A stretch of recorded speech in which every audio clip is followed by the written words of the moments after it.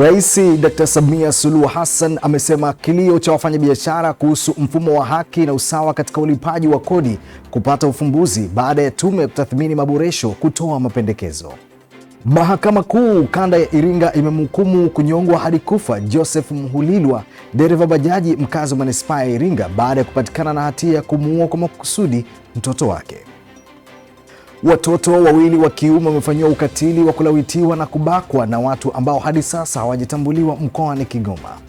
Na Uingereza na Rwanda zinakutana katika mahakama ya kudumu ya usuluhishi PCA huko The Hague kuanzia leo Jumatano, huku Kigali ikidai zaidi ya pauni milioni 100 kutoka kwa Uingereza. Habari za sasa, mtazamaji, ninakukaribisha katika Upendo TV Habari. Jina langu ni John Pazia. Nitakuletea habari za kitaifa na habari kutoka mataifa mbalimbali, na hapo baadaye utakujia utabiri wa hali ya hewa kutoka Mamlaka ya Hali ya Hewa Tanzania TMA. Tuanzie hapa jijini Dar es Salaam. Rais Dr. Samia Suluhu Hassan amesema kilio cha baadhi ya wafanyabiashara kuhusu mfumo wa haki na usawa katika ulipaji wa kodi kinakwenda kupata mwarobaini baada ya tume ya kutathmini maboresho ya mfumo wa kodi kutoa mapendekezo ya kukabiliana na changamoto ambayo ni pamoja na kuwa na sera za ulipaji zilizotulia na zinazotekelezeka. Amesema hayo wakati akipokea ripoti ya tume ya rais ya kutathmini maboresho ya mfumo wa kodi nchini jijini Dar es Salaam, ambapo amesisitiza kuwa mapendekezo yaliyotolewa yanaelekeza katika mfumo wa haki na usawa katika ulipaji wa kodi, jambo litakalopunguza malalamiko mengi yanayotokana na wengine kutolipa kodi. Ndugu zangu, ripoti hii imekamilika na imekabidhiwa katika kipindi ambacho nchi yetu tunakwenda kutekeleza au tunaanza utekelezaji wa dira yetu ya 2050, dira ambayo mwelekeo wetu ni kukua kwa uchumi kufikia uchumi wa fedha nyingi trilioni 1 ifikapo 2050. Inshallah Mungu atujalie tufike huko. Lakini dira hii inatuambia kwamba utekelezaji wake katika vipindi vya miaka mitano tunavyoikata, 22% ya utekelezaji wa dira hii utafanywa na serikali, 70% ni sekta binafsi na wadau wengine, na 8% ndio mashirika ya umma. Kwa lazima tujisahihishe kwenye sera za kodi, sheria za kodi na practices zetu au ufanyaji wa mambo yetu kwenye kodi. Akitoa ripoti ya tume hiyo, mwenyekiti wa tume hiyo Balozi Ombeni Sefue amesema ili kukuza ongezeko kubwa la mapato ya serikali ni muhimu mfumo wa kodi uwe shirikishi unaopanua wigo wa kodi ulio wazi wa haki na usawa. Tunapendekeza kuondoa utaratibu wa maafisa wa kodi kuonana uso kwa uso na walipa kodi na kupunguza matumizi ya fedha taslimu na karatasi, kama nilivyosema, mfumo ambao ni faceless, cashless, paperless. Na kwa kadri inavyowezekana masuala yote yafanyike kupitia mitandao. Aidha, iwapo upo muhimu wa kuonana, basi yatengwe maeneo mahususi ndani ya ofisi ziwe za TRA au mamlaka za serikali za mitaa yenye uwazi na CCTV kamera ili kuweka rekodi ya mazungumzo na kuondoa usiri kati ya mlipa kodi na maafisa wa TRA. Tume hiyo iliundwa ili kufanya tathmini ya kina ya mfumo wa kodi kufuatia malalamiko ya muda mrefu kutoka kwa wananchi, wafanyabiashara, wawekezaji pamoja na wadau wa maendeleo kuhusu changamoto za mfumo wa kodi nchini. Tume hiyo iliundwa Oktoba 4, 2024, ikiwa imepita miaka 30 tangu kuundwa kwa tume kama hiyo na Edwin Mtei marehemu. Mtazamaji wa Upendo TV Habari, tunasonga mbele na sasa tuelekee nyanda za juu kusini mkoani Iringa. Mahakama Kuu Kanda ya Iringa imemhukumu kunyongwa hadi kufa Joseph Mhulilwa, dereva bajaji na mkazi wa Mtwivila B manispaa ya Iringa, baada ya kupatikana na hatia ya kumuua kwa makusudi mtoto wake wa kumzaa Timothy Mhulilwa wa miaka 4 kwa lengo la kujipatia utajiri. Hukumu hiyo ilitolewa na Jaji Angaza Mwipopo katika kesi namba 25532 ya mwaka 2025, akibainisha kuwa upande wa mashtaka uliwasilisha ushahidi uliothibitisha bila shaka kuwa mshtakiwa alitenda kosa hilo kinyume na vifungu vya 196 na 197 vya kanuni ya adhabu. Ushahidi uliotolewa mahakamani ulionyesha kuwa tukio hilo lilitokea Aprili 12, 2025, ambapo mshtakiwa alimuua mtoto wake kisha kukatakata mwili wake vipande vidogo na kuvitupa kwenye shimo la choo. Mahakama ilieleza kuwa mshtakiwa alikiri kitendo hicho, ikiwemo kuponda mifupa mikubwa kwa jiwe ili kurahisisha utupaji wa mabaki. Baada ya kukamatwa kwake, mabaki ya mwili wa marehemu yalipatikana katika tenki la maji taka na kufanyiwa uchunguzi wa vinasaba DNA, ambapo ulithibitisha kuwa 99% kuwa ni wa mtoto huyo na una uhusiano wa kibiolojia na mshtakiwa. Na sasa tuelekee mkoani Kigoma.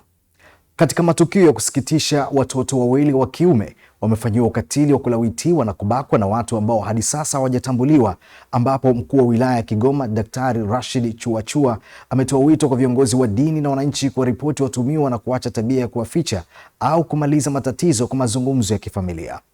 Kutoka Kigoma, mwanahabari wetu ana taarifa hii. Katika tukio la iftari iliyoandaliwa na taasisi ya kuzuia na kupambana na rushwa TAKUKURU mkoa wa Kigoma, mgeni rasmi akiwa mkuu wa wilaya ya Kigoma Daktari Chuachua, anasema vitendo vya ukatili dhidi ya watoto ikiwemo ubakaji na ulawiti vimeshamili kwa kiwango kikubwa, na hivyo kusisitiza ulinzi wa watoto sambamba na kuibua watuhumiwa watakaobainika ili sheria ishike mkondo wake. Kwa sababu sisi hapa tumetoka nyumbani, tumependeza, tunavutia, tunatembea vizuri, tunazungumza vizuri, lakini kipo kizazi kinachoteketea ndani ya wilaya ya Kigoma. Kuna mtoto anayesoma shule ya msingi Katubuka, mtoto mwenye miaka 8 wa kiume amelawitiwa. Leo kuna mtoto mwingine pale Kibirizi amebakwa. Sasa nataka niwaambieni wana Kigoma, tuna kazi ya kufanya. Kwa nini watoto wanalawitiwa na kubakwa kwa kiwango hiki, tena katika miezi hii mitukufu? Tatizo liko wapi? Tuangalie usalama wa watoto wetu. Matukio ya ulawiti na ubakaji dhidi ya watoto yanavuta hisia za maumivu kwa viongozi wa dini na wananchi, wakitaka hatua zichukuliwe. Yanaumiza kutokana na kwamba hakuna hatua ambazo zinachukuliwa. Kwa mtoto akifanyiwa, utakuta familia yenyewe ndio inasimama kuanza kumhudumia na kumuingiza kwenye gharama za hapa na pale kwa ajili ya kumhudumia. Kwa hiyo inatuumiza sisi kama wazazi, na nadhani hatua ni muhimu kuchukuliwa ili kuweza kuhakikisha kwamba vitendo kama hivi vinakomeshwa. Yanaumiza, lakini sio tu kwa yule aliyeathiriwa, lakini pia hata kwa wazazi, kwa sababu wanasema damu ni nzito kuliko maji. Kwa mzazi anapopata taarifa kwamba mwanae kafanywa kile kitendo, anaumia, lakini pia yule mtoto naye pia anakuwa ameumia. Lakini pia kingine kinachokuja kuumiza zaidi ni kwamba sasa unakuta yule mtoto kafanywa hicho kitendo, lakini hapati stahiki yake, kwamba sheria haifuati mkondo wake. Viongozi wa dini wakisisitiza kutumia mfungo wa mwezi mtukufu wa Ramadhani kutafakari kuhusu namna wanavyoweza kuendelea kudumisha amani, upendo, mshikamano na utulivu kuanzia ngazi ya familia mpaka ngazi ya taifa. Mwezi wa Ramadhani ulikuwa ni eneo la kurekebisha mienendo yetu. Kama ulikuwa muhuni, mambo ya kihuni unaacha, unarudia kwenye mstari sawa sawa. Ulikuwa hutulii nyumbani, baada ya Ramadhani basi simama njia kuu.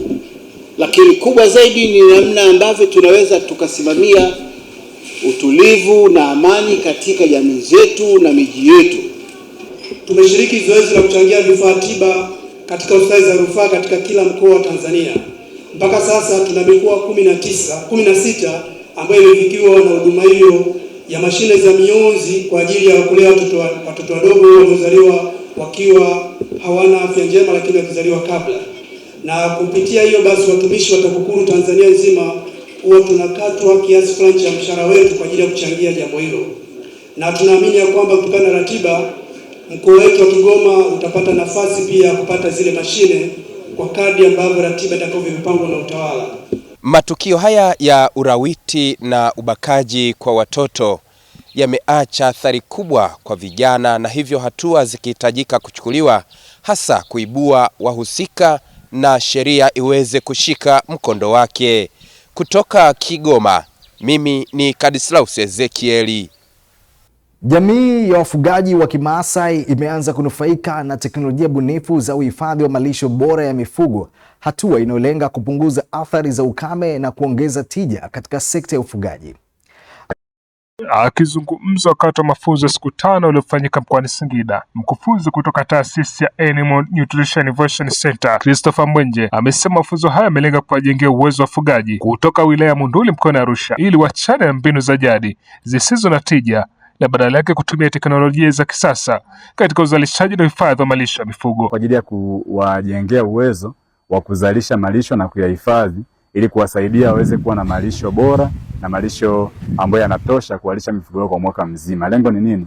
Lengo ni kuwasaidia kuongeza uzalishaji wa maziwa na nyama, lakini pia kuwasaidia kukabiliana na mabadiliko ya tabia ya nchi ili ufugaji wanaofanya ukawe na tija, wao wazalishe nyama ya kutosha, wazalishe maziwa ya kutosha, lakini pia wapate pesa za kutosha kwa ajili ya kuendelea kumudu maisha yao na kufanya mambo mengine ambayo yanawahitaji katika familia zao. Kwa upande wake, mkurugenzi mwenzi wa kampuni ya Taishi Forum Hassan Tati amesema kampuni hiyo imeunga mkono mafunzo hayo kwa kutoa eneo la kujifunzia kwa vitendo pamoja na utaalamu, ikiwa ni sehemu ya juhudi za kuinua sekta ya mifugo na kuongeza uzalishaji wa maziwa nchini.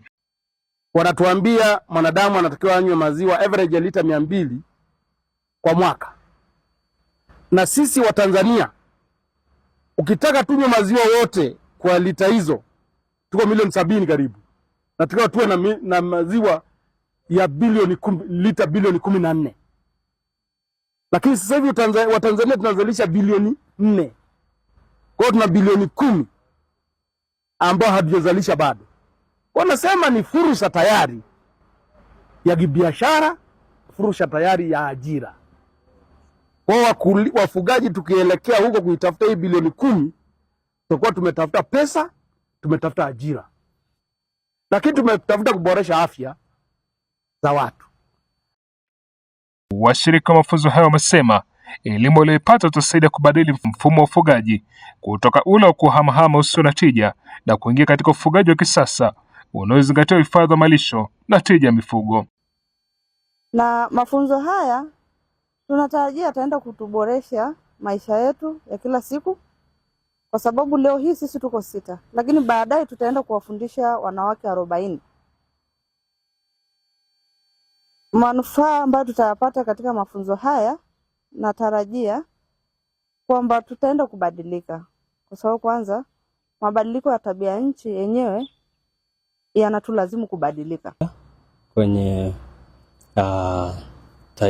Taishi Farm tumewezeshwa na wenzetu wa Canada katika swala la malisho bora, na kwenye mafunzo haya tutanufaika kwa sababu sisi tumetokea jamii ya kifugaji, na mimi mwenyewe hapa ni mfugaji, na ufugaji wetu ni ule ufugaji wa kuhamahama. Mafunzo haya yanataja kuwa hatua muhimu katika kukabiliana na changamoto za mabadiliko ya tabia nchi zinazoathiri upatikanaji wa malisho kwa wafugaji nchini. Kutoka mkoani Singida, mimi ni James Stanley, Upendo TV. Tuelekee visiwani Zanzibar. Makamu wa pili wa rais wa Zanzibar Hemedi Suleiman Abdullah amesema msingi mkubwa wa maendeleo unatokana na makusanyo mazuri ya kodi za ndani ambazo hukusanywa na mamlaka zinazosimamia kodi nchini. Amesema hayo kwa niaba ya rais wa Zanzibar na mwenyekiti wa Baraza la Mapinduzi Dr. Hussein Ali Mwinyi wakati wa iftari iliyoandaliwa na mamlaka ya mapato Tanzania TRA iliyowakutanisha watumishi wa TRA na walipa kodi Zanzibar. Kwa hiyo msingi wetu wa kwanza tunaangalia mapato yetu wa Tanzania ni kiasi gani na vipi tutaweza kuyafikia hayo.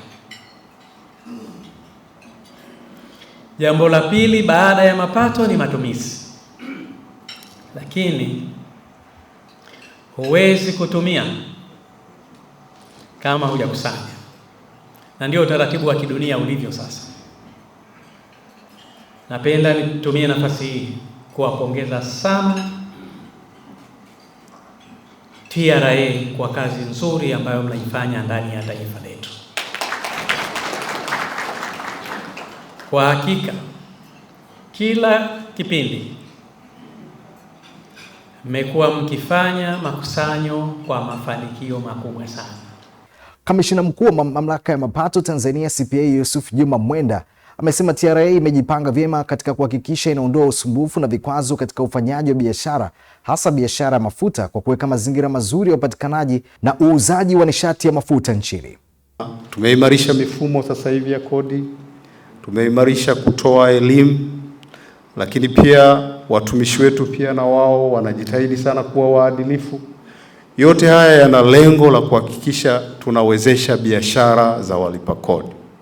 Lakini kubwa zaidi, tunafahamu kuna biashara kati ya Zanzibar na Tanzania bara. Kama TRA tuna wajibu wa kuondoa usumbufu na tutaendelea kuondoa inconvenience, na zile changamoto zote zinazotokea tutaendelea kuzifanyia kazi ili biashara iwe rahisi kati ya Zanzibar na Tanzania bara. Mjumbe wa Baraza la Ulama Sheikh Shaban Al-Batash amewasisitiza watendaji wa serikali na sekta binafsi kufanya kazi kwa uadilifu, kufuata kanuni, sheria na miongozo ya kazi kwa maslahi mapana ya taifa. Waliopewa mamlaka ya kusimamia mambo yanayohusika makusanyo ya kodi, utunzaji wa zile kodi, matumizi ya zile kodi na mengineyo katika maslaha ambayo yanarudi katika jamii kwa ujumla, wanatakiwa kuwa na uadilifu wa hali ya juu. Na ndio maana akasema Allah mtukufu ya kwamba hata katika kauli tuwe waadilifu. Akasema ya kwamba wa idha qultum fa'dilu, na mtakapozungumza basi zungumzeni kwa uadilifu katika yale maneno ya kuzungumza kwa uadilifu. Lakini pia akasema kunu qawamina lillah shuhada bil qist, kuweni wenye kusimamia mambo kwa ajili ya Mwenyezi Mungu, lakini pia muwe wasimamizi na mashahidi wa uadilifu katika yale ambayo mnayasimamia. Serikali imewahakikishia wamiliki na wadau wa viwanda nchini kuwa inaendelea kuweka mazingira wezeshi ya biashara, huku ikibainisha kuwa mapendekezo yaliyowasilishwa na wadau hao yanafanyiwa kazi kwa kina kuelekea kipindi cha bunge la bajeti. Hayo yameelezwa na naibu waziri wa fedha Laurent Luswetula katika hafla ya chakula cha jioni iliyoandaliwa na shirikisho la wenye viwanda Tanzania CTI, iliyowakutanisha viongozi wa serikali na wadau wa viwanda kwa lengo la kuthamini, kuainisha mikakati na kutatua changamoto zinazozuia kasi ya ukuaji wa sekta hiyo iliyofanyika jijini Dar es Salaam. Wizara yetu iko imara kushirikiana nao katika kuhakikisha kwamba tunajenga mazingira bora yenye kuaminiana kwa ajili ya kuifanya Tanzania kuwa sehemu bora ya uzalishaji na ufanyaji biashara, uwekezaji, na changamoto zao tumezichukua kwa ajili ya kuzifanyia kazi, lakini tunashukuru kwamba wameshukuru serikali kwa hatua ambayo imeshachukua mpaka sasa hivi, ambayo kimsingi imejenga imani kubwa sana kwao na kwa serikali ya Mheshimiwa Dr. Samia Suluhu Hassan. Jukumu letu sasa ni kuchukua hizi changamoto zilizobakia ambazo ni chache kwenda kuzifanyia kazi, lakini kubwa kuliko yote wameshukuru serikali kwa kuwekeza vilivyo katika misingi ama miundombinu ambayo imewasaidia sana katika ufanyaji biashara, kupunguza gharama zao za uzalishaji na hivyo kuongeza faida katika shughuli nzima ya mnyororo wa biashara. Naibu waziri wa viwanda na biashara Dennis Rundo ameeleza kuwa serikali itaendelea kufanya kazi kwa karibu na CTI ili kuhakikisha sera na mipango inayotekelezwa inatoa matokeo chanya katika ustahimilivu wa sekta ya viwanda na uchumi wa taifa kwa ujumla. Baada ya kuleta mapendekezo yenu mwaka jana kama haya ambayo mmeweza kutuletea sasa hivi kwa mwaka huu, ni zaidi ya 60% mapendekezo yenu yalikubalika. Kwa hii ina maana kwamba ninyi pia ni washauri wazuri sana kwa serikali, kitu ambacho uwepo wenu na sisi tunajivunia kwamba mpo kwa ajili ya kushauri serikali namna gani tuenende, namna gani tutengeneze mazingira yaliyo bora kwa ajili ya uendeshaji wa viwanda vyetu. Kama anavyosema mama yetu Mama Samia, lengo lake kubwa kwanza ni kukaribisha wawekezaji, kukaribisha viwanda vingi, kuhakikisha kwamba watu wanakuja kuwekeza, wazawa na wasio wazawa, na kama ndugu yetu Atiseza alivyosema, unaweza kumilikishwa mpaka miaka 98. Mkurugenzi mtendaji wa shirikisho la viwanda Tanzania CTI, Lord Gatenga, amesema kuwa mazungumzo yalenga kuimarisha sekta ya viwanda ili viweze kufanya vizuri, kuinua uchumi, kuwezesha upatikanaji wa ajira pamoja na kuwezesha utengenezaji wa bidhaa ambazo zinaweza kushindana katika soko. Tunayozungumza yote kwenye viwanda ni kheri tu. Tunazungumza mambo ambayo yatasaidia viwanda yafanye vizuri. Viwanda vikifanya vizuri, uchumi unakwenda mbele, ajira inakwenda mbele, export zitafanyika na kadhalika. Ukishaongeza bei, basi zile bidhaa utakazotengeneza hapa siwezi kushindana, na hii ni dunia ya ushindani, huwezi ukataa. Kwa hiyo tuwe wa kweli, tuangalie hali vizuri ili kwamba tufanikiwe. Mtazamaji wa Upendo TV habari, tunasonga mbele na sasa turejee tena visiwani Zanzibar. Katibu Mkuu wa Wizara ya Afya Zanzibar, Dr. Mngereza Mzee Miraji, amewataka watumishi wa sekta ya afya kuzingatia kanuni na sheria za kazi ili kuimarisha huduma za afya hapa nchini. Akifungua mkutano wa watumishi wa sekta ya afya uliofanyika Lumumba, amesema serikali inaendelea kuweka mikakati madhubuti ya kuboresha sekta ya afya kwa kuimarisha miundombinu, kuongeza rasilimali watu na kuendeleza matumizi ya mifumo ya kidigitali. Ikiwa wewe mtumishi upo wizarani pale, sawa, maombi umeyaona, watu wameomba, kwa namna moja au nyingine hujatekeleza majukumu yako, ujue unakwamisha dhamira nzima ya serikali na kwa nini tumewekeza katika huo mfumo, na ujue unawapelekea matatizo watumishi wenzako. Kwa ni muhimu tuzingatie mfumo namna gani unafanya kazi, wote sote kwa pamoja, kwa sababu lazima katika njia moja au nyingine sisi ndio beneficiary wa huo mfumo. Either utaomba wenzako wata approve, au wewe uta approve maombi ya watu. Huna namna ya kujitoa. Mkurugenzi utumishi na uendeshaji Rashid Hamdu Makame amesema nidhamu kazini na kuzingatia sheria na kanuni za utumishi wa umma ni msingi wa utendaji bora, pamoja na kusisitiza kuzingatia maadili ya kazi, kuheshimu muda na kuwajibika ipasavyo ili kuongeza ufanisi na kuimarisha imani na wananchi kwa taasisi za afya.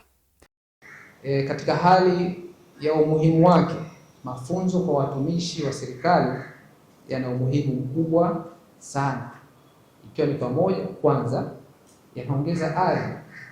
Mtumishi atakapokuwa amepewa mafunzo anahisi kwamba amethaminiwa, na kwa hivyo tunatarajia ari ya utendaji katika eneo lake la kazi basi itakuwa inaongezeka. Lakini pia mafunzo haya yanalenga kuleta mabadiliko kwa watumishi, kwamba mtumishi atakapokuwa amepewa mafunzo tunatarajia atakuwa amepata uelewa, na kwa hivyo kubadilisha mtazamo na kwa hivyo kuleta tija. Aidha, amesisitiza haja ya matumizi sahihi ya mifumo ya kidigitali, kuimarisha nidhamu na maadili ya kazi pamoja na utekelezaji wa sheria na kanuni za utumishi wa umma, huku pia ukitoa fursa kwa watumishi kubadilishana uzoefu na kutatua changamoto zinazowakabili. Lakini pia jingine, lengo la mafunzo basi ni kupunguza makosa ambayo watumishi siku hadi siku tumekuwa tukiyafanya. Baadhi ya wakati huwa tunafanya makosa bila ya kujua, lakini unapokuwa umepewa uelewa, hapo umekaa kwenye mistari, na kwa hivyo utakuwa unafuata taratibu kama zile.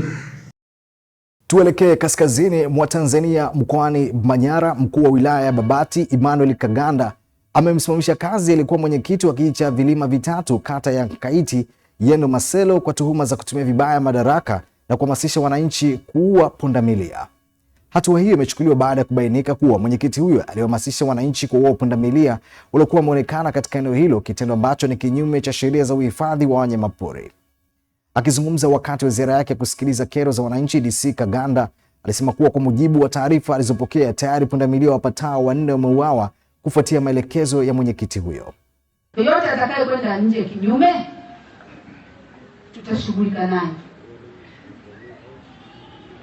Hebu tukae tuunganishe watu, na mtaendelea hivyo. Mtendaji yupo, kaimu tarafa alikuwa wapi sijui, simamieni hapa. Mheshimiwa Diwani, mtajipanga, mtaona mtakapojipanga. Mwenyekiti atakaa pembeni na TAKUKURU wataingia hapa sasa kuja kufanya kazi yao kwa uhuru na kumaliza ile zoezi letu vizuri. Na tukiona kuna room ya kuweza kushtakiwa kwa kosa hilo la kuua wanyama, aliyetoa maelekezo tutaona. Aidha, mkuu huyo wa wilaya ameiagiza kamati ya usalama ya wilaya kuchukua hatua za kisheria dhidi ya mwenyekiti huyo, huku akiwataka viongozi wote walioteuliwa, waliochaguliwa na waajiriwa kutekeleza majukumu yao kwa kuzingatia sheria, kanuni, taratibu na miongozo iliyopo. Huku ni kulewa madaraka. Na mtu yote akilewa madaraka, sheria ni kitu kidogo. Yaani unaona kama wewe uko juu, sheria iko chini. Kuanzia leo, mwenyekiti wa vilima vitatu utakaa pembeni ya kiti hicho. Hatuwezi kwenda hivyo. Na nitoe rai kwa wote ambao tumechaguliwa, lakini viongozi wa kuchaguliwa, kuteuliwa, na hata sisi ambao ni ajira, tufike mahala tunapokaa kwenye viti vyetu tutende haki na tuhakikishe tunatekeleza majukumu yetu kwa kufuata kanuni, sheria na taratibu. Tukisalia kaskazini mwa Tanzania na sasa tusogee mkoani Arusha. Taasisi ya kuzuia na kupambana na rushwa TAKUKURU mkoani Arusha imetoa wito kwa jamii kushirikiana na taasisi hiyo ili kutokomeza rushwa jijini Arusha. Hayo yamesemwa na mkuu wa TAKUKURU mkoa huo Zawadi Ngailo wakati akizungumza na waandishi wa habari jijini humo akitoa ripoti ya ufuatiliaji miradi ya maendeleo yenye thamani ya bilioni 2.56 ambapo amewataka wananchi kuwa tayari kushirikiana na taasisi hiyo ili kutokomeza vitendo vya rushwa. Tutakuita ofisini, hilo ni la kwanza.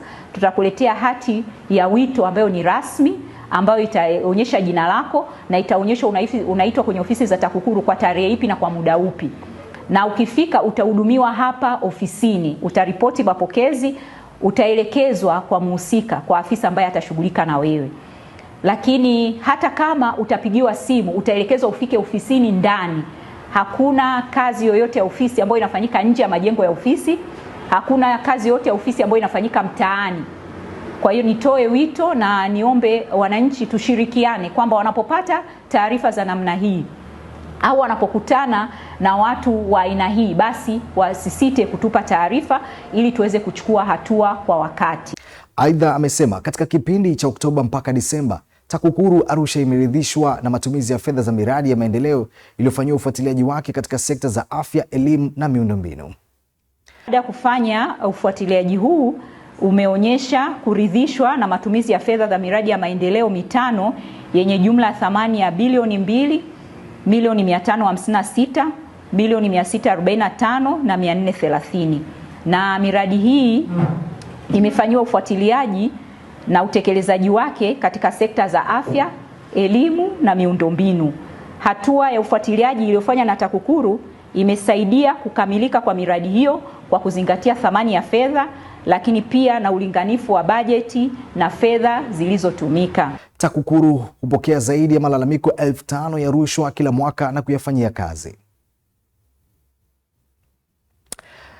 Mtazamaji, tupate mapumziko mafupi, nitakaporejea kwa habari za kimataifa.